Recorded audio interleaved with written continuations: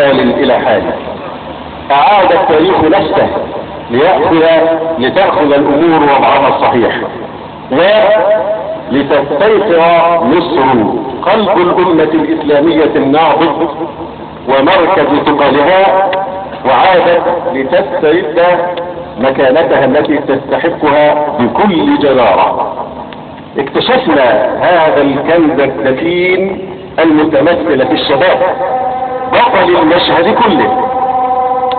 استحضرنا النعم التي من طول ما ألسناها نسيناها حينما حرمنا نعمة الأمن، وحينما هددنا خطر الجوع، وتذكرنا قول الله تعالى وامتنانه على قريش بأنه أطعمهم من جوع وآمنهم من خوف.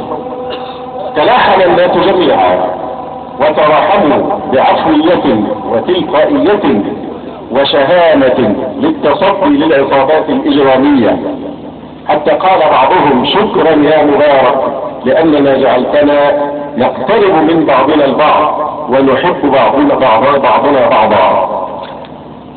حين وجد الشباب الفرصة وقفز من الهامش ومن التهميش إلى صلب صفحة الحياة، أثبت نفسه ومارس دوره وأحس بشيء فقط كان يسمع عنه، شيء يسمى الانتماء. لأول مرة نحس أن البلاد بلادنا، واختفت عبارة بلادهم وهم حرين فيها.